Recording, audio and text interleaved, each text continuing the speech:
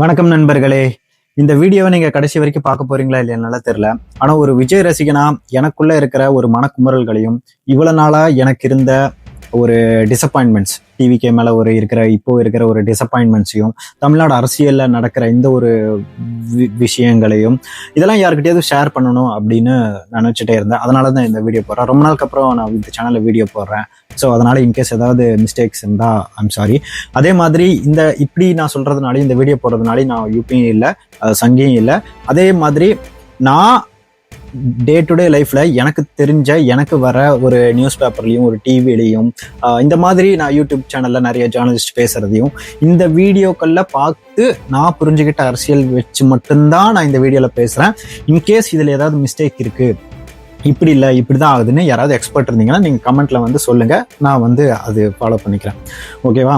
முன்னொரு காலத்துல என்ன 3 வருஷத்துக்கு முன்னாடி வரைக்கும் நமக்கெல்லாம் என்ன ஒரு பொழப்புன்னா, இந்த டேரக்டரோட ஜாயின் பண்ண போறாருன்னு ஒரு அனௌன்ஸ்மெண்ட் வரும், அது கன்ஃபார்ம் ஆகும், அதுக்கு நம்ம வெயிட் பண்ணுவோம். அதுக்கப்புறம் ஷூட்டிங் ஸ்டார்ட் ஆகி பர்த்டே அன்னைக்கு ஃபர்ஸ்ட் லுக் வரும், அதுக்கப்புறம் ஒரு சிங்கிள் வரும், அதுக்கப்புறம் ட்ரெய்லருக்கு டீசருக்கு ப்ரொடக்ஷன் ஹவுஸ் கிட்ட சண்டை போடுவோம். அவங்க ஒரு வழியா ரிலீஸ் பண்ணா அதை ரெக்கார்ட் பிரேக் பண்ணி ஏதாவது ஒன்று பண்ணிக்கிட்டே இருப்போம். அதுக்கப்புறம் படம் வர்றதுக்கு முன்னாடி ஒரு பிரச்சனை வரும், அப்புறம் படமும் வரும். நாம தேட்டருக்குலாம் போயிட்டு, தேட்டருக்கு போறதை விடுங்க, ஒரு 3 வாரத்துக்கு முன்னாடியே அந்த டிக்கெட் ப்ரெஷர்லாம் ஆரம்பிச்சிடும். டிக்கெட் கிடைக்குமா கிடைக்காது. எனக்கெல்லாம் FDFS பார்க்கலன்னா அந்த ஒரு பரீட்சையில் ஃபெயிலான ஒரு ஃபீலே தான் இருக்கும். ரொம்ப ஒரு டிசப்பாயிண்டிங்காக இருக்கும். ஆனால் ஃபார்ச்சுனேட்லாம் எல்லா படமும் ஃபர்ஸ்ட் டே ஃபர்ஸ்ட் ஷோ பார்த்துறேன். இப்போ கூட ஜனநாயகனுக்கு நான் ஃபர்ஸ்ட் டே ஃபர்ஸ்ட் ஷோ புக்லாம் பண்ணிட்டு ரொம்ப எக்ஸைட்டடாக இருந்தேன். பட் என்னாச்சு, இப்போ இப்படி டிலே ஆகிட்டு போகுது. It's okay, coming back to the topic. அந்த மாதிரி நம்ம ஒரு ஜாலியானதுல அதுக்கப்புறம் படம் ரிலீஸ் ஆகும்.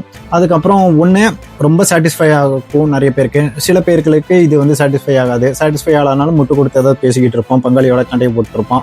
இந்த மாதிரி விஷயங்கள் தான் போய்கிட்டு இருக்கோம். இன்கேஸ் சாட்டிஸ்ஃபை ஆகலைன்னா இன்னொரு பெரிய ஒரு வருத்தம் என்னன்னா, வருஷத்துக்கு ஒரு படம் தான், அது நமக்கு சாட்டிஸ்ஃபை ஆகலைன்னா திரும்பவும் ஒரு வருஷம் வெயிட் பண்ணணுமேன்ற ஒரே ஒரு டிசப்பாயின்மெண்ட் மட்டும்தான் இருக்கும். ஆனாலும் நாம ஒரு ஜாலியான ஒரு செலிப்ரேஷன் மூலம் ஒரு ஜாலியாக தான் இருப்போம், என்னதான் சண்டைகள்லாம் இருந்தாலும். ஆனால் சில வருஷங்களுக்கு முன்னாடியெல்லாம் இந்த மாதிரி ரூமர்ஸ்லாம் வரல, இந்த மாதிரி விஜய் பாலிடிக்ஸ்க்கு வராரு அப்படின்றதெல்லாம் ஒரு மாதிரி ரூமர்ஸ் வரும். எனக்கு பர்சனலாக அதில் ஓகே இல்லை. படம் நடிச்சு இந்த மாதிரி அவர் என்னதான் ஹெல்ப் பண்ணிட்டு இருந்தா, அந்த மாதிரி நடிச்சுட்டு படம் நடிச்சுட்டு நம்ம அந்த மாதிரி இருந்தாவே கொஞ்சம் நல்லா இருக்கும். பாலிடிக்ஸ்லாம் வேணாம். ஏன்னா நமக்கு எல்லாருக்குமே தெரியும், எம்ஜிஆருக்கு அப்புறம் ரொம்பவும் சக்சஸ்ஃபுல்லாக இருந்து சிஎம் லெவலுக்கு போன ஒரு சீனியர் ஆர்டிஸ்ட் அவ்வளோவா இல்லை. விஜயகாந்த் வந்தாரு.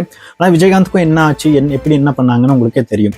ஆனால் ஒரு தமிழ்நாட்டில் இருக்கிற ஒரு பெரும் 2 கட்சிகளோட முக்கியமான லீடர்ஸ் இறந்ததுக்கப்புறம், அதுக்கப்புறம் தமிழ்நாடு அரசியல்ல கடைசி ஒரு 7-8 வருஷமா நடக்கிறது, இப்போ ரொம்ப நடக்கிறத பார்த்துட்டு சரி ஒரு மாற்று கட்சியில வேற யாராவது வந்தா நல்லா இருக்கும் அப்படின்னு எல்லாருமே நினைச்சது தான்.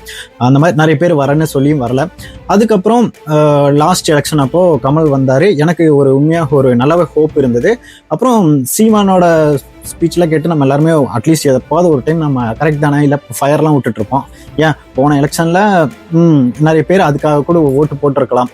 பட் விஜய் கன்ஃபார்ம்டா விஜய் இப்போ சில 2 வருஷத்துக்கு முன்னாடி இந்த மாதிரி பொலிட்டிக்ஸ்ல கன்ஃபார்ம் வராரு அப்படிங்கிறது கூட என்னடா சரி வரப்போறாரு அப்படின்றத தாண்டி நான் இதுக்கப்புறம் படம் நடிக்க மாட்டேன், ஃபுல் ஃபிளெஜ்டா பாலிடிக்ஸ்குள்ள வரன்றது எனக்கு ஒரு ஹோப் கொடுத்துச்சு. ஓகே, இவர் சீரியஸா இதை எடுத்திருக்காரு. இப்போ மற்ற ஆக்டர்ஸ்லாம் நமக்கு எல்லாருக்குமே தெரியும், நம்ம எல்லாருக்குமே ஒரு அட்டென்ஷன் வந்தது எதனாலனா, அவர் கம்ப்ளீட்டா படம் நடிக்கிறத அப்படியே விட்டுட்டு இதுல ஃபுல் ஃபிளெஜ்டா இருக்காரு, ரொம்ப சீரியஸா இருக்காருன்னு நமக்கு எல்லாருக்குமே நம்ம ஒரு விஜய் ஃபேன்ஸை தாண்டி ஒரு காமன் பீப்புளுக்கும் ஒரு பொலிட்டிக்ஸ் ஃபாலோ பண்ற எல்லாருக்குமே அது ஒரு ஷாக்கிங்கா இருந்தது.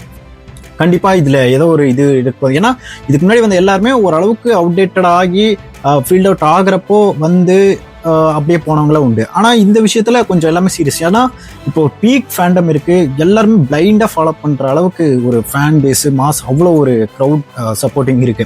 அப்ப எனக்கு உண்மையாவே ஓகே, இது எனக்கு உண்மையாவே அப்ப எனக்கு ஓகே, கண்டிப்பா இது ஒரு மாற்றம் கண்டிப்பா வரணும், இது கரெக்டான டைம் தான் அப்படின்னுலாம் எனக்கு இருந்துச்சு. இத்தனைக்கும் ஒரு நீங்க நல்லா பாத்தீங்கன்னா இதுக்கு முன்னாடி அந்த மாதிரி வரவங்களாம் ஒரு எலெக்ஷனுக்கு ஒரு 6 மாசத்துக்கு முன்னாடி வருவாங்க, அவசர அவசரமா பார்ட்டி ஆரம்பிச்சு எலெக்ஷன்ல அப்புறம் வாஷ் அவுட் போயிருவாங்க. ஆனா இங்க 2 வருஷத்துக்கு முன்னாடியே இன்னும் 2 வருஷம் 2.5 வருஷம் இருக்கும்போதே ஒரு பார்ட்டி ஆரம்பிச்சு ஒரு ப்ராப்பரான ஒரு ஃப்ளோ இருந்தது. கரெக்டா ஒரு ப்ராப்பரா பார்ட்டி அனௌன்ஸ் பண்ணாங்க. அதுக்கப்புறம் அந்த கட்சியோட கொடியாகட்டும், ஒரு ஆந்தம் ஆகட்டும், ஒவ்வொரு விஷயமும் ஒரு ஆப் ரிலீஸ் பண்ணதாகட்டும், அதுல ஜாயின் பண்ண ப்ரொசீஜர் அப்படின்னு நிறைய விஷயங்கள் வந்து ஒரு ப்ராப்பரான ஃப்ளோல போயிட்டு இருந்தது. அந்த மாதிரி போறப்போ எல்லாமே கரெக்டாக தான் இருந்தது. ஆனால் எனக்கு அப்பப்போ ஒரு ஓகே என்ன ஏதாவது எலெக்ஷன் பேஸ்டு என்ன பிளான் வச்சுருக்காங்க அப்படின்றதெல்லாம் ஒரு டவுட்ஸாகவே இருந்தது நிறைய பேருக்கு. ஆனால் இப்போ ரீசெண்டாக வந்து கேம்பெயின்ஸ்லாம் நடக்கும்போது, இந்த ரோட் ஷோலாம் நடக்கும்போது ஒரு அன்எக்ஸ்பெக்டடாக நடந்தது தான் இந்த கரூர் இன்சிடெண்ட். அது வந்து ஒரு அப்படியே திருப்பி போட்டுருச்சு அப்படின்னு சொல்லலாம். ஏன்னா அதுக்கப்புறம் வந்து இப்போ வரைக்கும் பெருசாக எந்த ஒரு கேம்பெயின் நடக்கலை. அதுக்கு முன்னாடி நடந்த 2 மாநாட்டிலையுமே ஓப்பனாக சொல்ல போனால் இந்த ஃபஸ்ட்டு மாநாடு நடந்ததில் அங்கே வந்து எனக்கு ஆஸ் அ விஜய் ஃபேனாகவும் சரி, ஒரு பொலிட்டிக்ஸை ஃபாலோ பண்ணுற ஒரு ஆளாகவும் சரி, எனக்கு விஜய் பேசின அந்த ஸ்பீச் வந்து எனக்கு ஒர்க் அவுட்டே ஆகலை. என்ன வந்து ஜஸ்ட் 40 மினிட்ஸில் ஒரு இன்ட்ரோ மட்டும் கொடுத்துட்டு பெருசாக எதுவும் பேசாமல் போயிட்டாரே, இன்னும் கொஞ்சம் நிறைய பேசியிருக்கலாமேன்னு தான் எனக்கு தோணுச்சு. நிறைய பேருக்கு உங்களுக்கும் தோணியிருக்கலாம். பட் சரி, ஓகே, இதுதானே ஸ்டார்டிங்கு. மேபி இதுக்கப்புறம் அடிக்கடி இந்த மாதிரி மக்களை சந்திப்பார், இந்த மாதிரி நிறைய ப்ரெஸ் மீட் பார்ப்பார், அந்த மாதிரி நிறைய இந்த மாதிரி கேம்பெயின்ஸ்லாம் நடக்கும், அந்த மாதிரி ஒரு எக்ஸ்பெக்டேஷன் தான் இருந்தது. அதுக்கப்புறம் இன்னொரு டைம் முதல்ல நடந்தது, அங்கே கூட கொஞ்சம் இம்ப்ரூவ்மெண்ட் எனக்கு பர்சனலாக ஓகேவாக இருந்துச்சு. அதுக்கப்புறம் இந்த ரோட் ஷோஸ்லாம் போகிறப்போ அப்போது ஆல்ரெடி நிறைய ப்ராப்ளம்ஸ்லாம் இருந்துகிட்டு இருந்தது.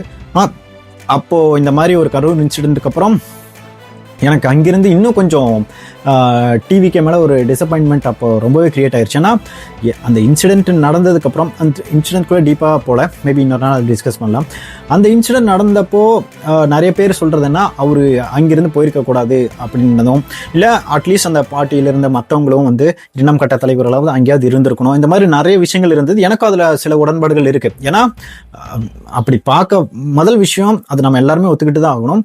லேட்டாக வந்தது உண்மையாக ஒரு பெரிய மிஸ்டேக் தான். அது வந்து நம்ம என்னதான் இருந்தாலும் ஒத்துக்கிட்டு தான் ஆகணும். என்னதான் சப்போர்ட்டராக இருந்தாலும் அதை நம்ம ஒத்துக்கிட்டு தான் ஆகணும். லேட்டாக வந்தது மிகப்பெரிய தப்பு. நீங்கள் நினச்சி பாருங்கள், ஒரு எப்பவுமே அவர் எல்லாருமே விஜய் வந்து நீங்கள் சினிமா இண்டஸ்ட்ரிக்குள்ளே வந்து நீங்கள் சொல்கிறது என்னென்னா, விஜய் வந்து ஆன் டைம்க்கு வருவார் அப்படின்னு சொல்லுவாங்க. இந்த விஷயத்தில் வந்து ஒரு அன்னைக்கு மட்டும் ஒரு ஆன் டைமில் வந்துட்டு போயிருந்தாருன்னா இந்த மாதிரி இன்சிடென்ட் நடந்திருக்காது. இவ்வளோ ஃப்ளோ ப்ராப்பராக போயிருக்குன்னு பாருங்கள். கரெக்டாக அந்த மாதிரி ஒரு ஆனதுக்கப்புறம் அவர் அங்கேருந்து போனதும் வந்து எனக்கு ஒரு மாதிரி அது மாதிரி நடந்துருச்சு. அட்லீஸ்ட் அவர் அங்கிருந்தால் ப்ராப்ளம் ஆகும். அட்லீஸ்ட் அவர் திருச்சியில் ஸ்டே பண்ணியிருக்கலாமேன்னு எனக்கு ஒரு இதாக இருந்துச்சு. ஆனால் அவர் இம்மீடியட்டாக அன்றைக்கி நைட்டே சென்னைக்கு போனது வந்து எனக்கே ரொம்ப ஷாக்கிங்காக இருந்தது, ஒரு டிசப்பாயின்மெண்ட்டாகவும் இருந்தது. அது நான் சொல்லி தான் ஆகணும், நம்ம ஒத்துக்கிட்டு தான் ஆகணும். அதுக்கப்புறம் அடுத்த ஒரு 2-3 நாள் ஓகே, அவர் கண்டிப்பாக அவ்வளோ ட்ராமாவில் இருந்திருப்பார், அதை நம்ம அண்டர்ஸ்டாண்ட் பண்ணிக்கணும். அதுக்கப்புறம் அவர் ரிலீஸ் பண்ண ஒரு வீடியோவும் எனக்கு வந்து சரியாக அதில் ஒரு உடன்பாடே இல்லை. அப்படி அதில் பேசியிருக்கவும் கூடாது. அட்லீஸ்ட் அவர் ஒரு வருத்தம் தெரிவிச்சுக்கிட்டு அதுக்கு ஒரு தார்மீக பொறுப்பும் ஏற்றிருக்கணும். அதுவும் பண்ணாமல் வேற ஒரு மாதிரி அந்த விஷயத்த பேசினார். அதுலேயும் எனக்கு உடன்பாடு இல்லை. அங்கிருந்து அந்த டிசப்பாயின்மெண்ட்டுங்கிறது டிவிக்கு மேலே எனக்கு இன்க்ரீஸ் ஆகிட்டே இருந்தது. அதுக்கப்புறம் இங்கே இறந்தவங்க குடும்பத்தை சந்திக்கிறதாகட்டும், அவங்களுக்கு இழப்பீடு வராங்கிறதாகட்டும், அந்த மாதிரி எல்லாத்துலேயும் பிரச்சனை மேலே பிரச்சனை வந்துக்கிட்டே இருந்தது. இப்போது அதெல்லாம் முடிஞ்சு இப்போலாம் ஓரளவுக்கு இப்போது பின்னடானா சிபிஐ என்கொயரி வேறு போயிட்டுருக்கு. அந்த விஷயம் அந்த இதில் உங்களுக்கே தெரியும் அது எப்படி எந்த மாதிரி நடக்குதுன்னு. அந்த ஒரு இடத்துல ஒரு ப்ரெஷர் போயிட்டுருக்கு. இன்னொரு சைடு என்னடானா ஜனநாயகன் படம் அட்லீஸ்ட் சரி இதெல்லாம் ஒன்றும் ஆகலை, சரி கடைசி படமாவது போயிட்டு நல்லா பார்க்கலான்னு நினச்சி, எனக்கு கண்டிப்பாக தெரியும் பிரச்சனை வரும்னு. ஆனால் இவ்வளோ பிரச்சனை இப்படிலாம் வரும்னு நான் எக்ஸ்பெக்ட் பண்ணவே இல்லை. அட்லீஸ்ட் எப்படியா போய் படம் பார்த்தா தான் அட்லீஸ்ட் நம்ம கொஞ்சம் கடைசி படமாக நிம்மதியாக பார்த்துட்டு வந்து பார்க்கலாரான்னு பார்த்தா அதுவும் இப்போது என்ன பண்ணுறது. ஏன்னா இன்கேஸ் இன்னும் இப்போ நான் ரெக்கார்ட் பண்ணிகிட்டு இருக்கிற டேட் வரைக்கும் இன்னும் எதுவும் கன்ஃபர்மேஷன் ஆகலை. மேபி 27th அன்னைக்கு ஹியரிங்ல என்னதான் வந்து தீர்ப்பு வந்து ரிலீஸ் பண்ணலான்னு சொன்னாலும் சென்சார் போர்டு வந்து சுப்ரீம் கோர்ட்டுக்கு போவாங்க. அந்த இஷ்யூ கண்டினியூ ஆக தான் வாய்ப்பு இருக்குது. இன்னும் சொல்லப்போனால் இன்னொரு மாதம் மட்டும் டிலே ஆச்சுன்னு வச்சுக்கோங்களேன், இந்த ஹியரிங்லாம் போயிட்டு படம் வந்து இப்போ ரிலீஸ் பண்ணவே முடியாது. டேரெக்டாக எலெக்ஷனுக்கு அப்புறம் ரிலீஸ் பண்ணுங்கன்னு சொல்லிடுவாங்க. நீ தூக்கிட்டு வந்து ஓடிடியில் விட்டால் மட்டும்தான் உண்டு. பட் அதை விடுங்க, இப்போ பார்த்தீங்கன்னா சன் டிவி சைடில் ஒரு படம் போடுறது, அந்த குரூப்பில் எதுவுமே போடுறதில்ல. அந்த மாதிரி சுற்றி எல்லா இடத்துலையும் செம்ம ப்ரெஷர். இதை பார்க்குறப்ப நமக்கே ஒரு மாதிரி சஃபகேட்டிங்காக ஃபீல் ஆகுது. இதில் இவங்க இன்னும் வந்து எல்லாருமே கேட்குறது என்னென்னா, சரி படத்தை விடுங்க, அட்லீஸ்ட் ஏதாவது வந்து பாலிடிக்ஸ் பண்ணுங்கன்ற மாதிரி தான் எல்லாருக்கும். நீங்கள் வந்து ஏதாவது பேசுங்க, நீங்கள் பேசுகிறத வச்சு தான் நாங்கள் ஏதாவது ஒன்று அந்த வீடியோவை எடுத்து நாங்கள் ஷேர் பண்ண முடியும். நான் வந்து இன்ஸ்டாலே எல்லா இடத்துலையும் பார்க்குறது என்னன்னா, டிவிக்கு சப்போர்ட் இருக்கிறத பார்த்துட்டு எனக்கு அவ்வளோ ஒரு ஹாப்பியாக இருக்குது. அது பரவாயில்ல, கண்டிப்பாக ஜெயிச்சிடலாம். ஆனால் நீங்களே சொல்லுங்கள், இப்போ டிவிக்கேவோட ஃபேஸு விஜய் மட்டும்தான். நமக்கு விஜய் தாண்டி வேற யாராவது ஒரு பெரிய தலைவர்களோ அதில் இருக்கிற தலைவர்களோ இவர் வந்தால் இவர் பண்ணுவார், இவர் நல்லா பேசுவார் அப்படின்ற மாதிரி இருக்கா. இப்போ செங்கோட்டையன் சேர்ந்திருக்காரு, அவ்வளோதான். அது மற்றவங்கெல்லாம் வந்து இருக்காங்க, ஆனால் அவங்கனால ஒரு எஃபெக்ட் இருக்கு. நீ இப்போது இருக்குமான்னு கேட்டால் இல்லை. இப்போது இன்கேஸ் வந்து இப்போது எலெக்ஷன் அனௌன்ஸ் பண்ணுறாங்கன்னு வச்சுக்கோங்களேன். இப்போ விசில் சிம்பிள் கொடுத்துட்டாங்க. இப்போது 234 தொகுதியிலே நிற்க வைக்கிறதுக்கு கேண்டிடேட் வேணும். இன்னும் ஒரு 2 வருஷத்துக்கு முன்னாடி ஆரம்பித்த பார்ட்டியிலேயே அப்போவே என்ன பண்ணியிருக்கணும்னா, நான் மேபி இது பாசிபிளாக இல்லையான்னு தெரில, ஒவ்வொரு தொகுதியிலையும் ஒவ்வொரு பூத் லெவல்லையும் இறங்கி இருந்தே வேலை செய்ய ஆரம்பிச்சிருந்திருக்க வேண்டியது அவசியம். ஏன்னா நம்ம காசு கொடுக்க போகிறதில்ல, ஓகேவா? நான் அதுக்காக தப்பாக சொல்ல. ஏன்னா இப்போது உங்கள் தொகுதியில், ஓகேவா, உங்களுக்கோ உங்கள் அப்பாவுக்கே எல்லாருக்கிட்டையும் கேட்டு பாருங்கள், உங்கள் தொகுதியில் யார் வந்து டிஎம்கே கேண்டிடேட்டாக வர போகிறாரு இல்லை ஏடிஎம்கே கேண்டிடேட்டாக இந்த டைம் நிற்க போகிறாங்கன்றது ஆல்மோஸ்ட் அவங்களுக்கே தெரியும். ஓரளவுக்கு கெஸ் பண்ணியிருப்பாங்க, உங்களுக்கே கூட தெரிய வாய்ப்பு இருக்குது. ஆனால் உங்கள் தொகுதியில் டிவிக்கே கண்டிப்பாக 234 தொகுதியில் தனியாக நின்னா நிற்கும். யார் நிற்க போகிறோன்னு நமக்கு தெரியுமா? தெரியாது. இதுக்கப்புறம் அனௌன்ஸ் பண்ணுறாங்க, இன்னும் ஒரு 3 மாதம் மேக்ஸிமம் இருக்குமா, அனௌன்ஸ் பண்ணுறாங்க. நம்ம நம்பி இப்போது நமக்கு இருக்கிறது டிவிக்கேனா நம்ம விஜய்க்கு எல்லாருமே சப்போர்ட் பண்ணுவோம். இப்போ கண்டிப்பாக விஜய் 234 தொகுதியில் நின்னாலும் கண்டிப்பாக சிஎம் தான். ஆனால் விஜய் 234 தொகுதியில் நிற்க முடியாது. விஜய் எந்த தொகுதியில் நிற்கிறாரோ அந்த கண்டிப்பாக வின் பண்ணிடுவார். மேபி அதுக்கடுத்து ஒரு 2-3 தொகுதியில் வின் பண்ண வாய்ப்பு உண்டு. இப்போதைக்கு இருக்கிற நிலைமையை வச்சு ஒரு ப்ராப்பரான ஒரு கேம்பெயின் நடத்தினா அதுக்கு வாய்ப்புகள் இன்னும் அதிகம். இன்னும் ஒரு கேண்டிடேட்ஸ் வந்து எந்த ஒரு தொகுதிக்குமே அது மேபி இப்போது அது நான் கரெக்டாக எனக்கு சரியான கூட தெரில. ஏன்னா யாருக்குமே நமக்கு தெரியும் இப்போ என் தொகுதியில் யார் டிவிக்கு சார்பாக நிற்க போகிறாங்க, அவர் என்ன மாதிரி ஆள், அவர் வந்து சோசியல் ஆக்டிவிஸ்டா இல்லை பணம் வச்சிருக்கிறவரா, இந்த கேஸ்ட் பார்த்து நிற்க வச்சுப்பாங்களா, எதுவுமே எனக்கு தெரியாது. இப்போ நான் நாளைக்கு அனௌன்ஸ் பண்ணுறேன்னு வச்சுக்கேன், கண்டிப்பாக நான் அவங்களுக்கு தான் ஓட்டு போட போகிறேன். இப்போ நானே சொல்கிறேனே, கண்டிப்பாக டிவி கேக்கு தான் அங்கே யாரை நிற்க வச்சாலும் அப்போ அவங்களுக்கே ஓட்டு போகிறேன்னு வச்சுக்கோங்களேன். இப்போது நான் போடுறேன், ஓகே. இப்போ ஒரு விஜய் ஃபேனாக நான் போடுவேன், இல்லை ஒரு சேஞ்ச் வரணும்னு நினைக்கிறேன் நான் போடுவேன்.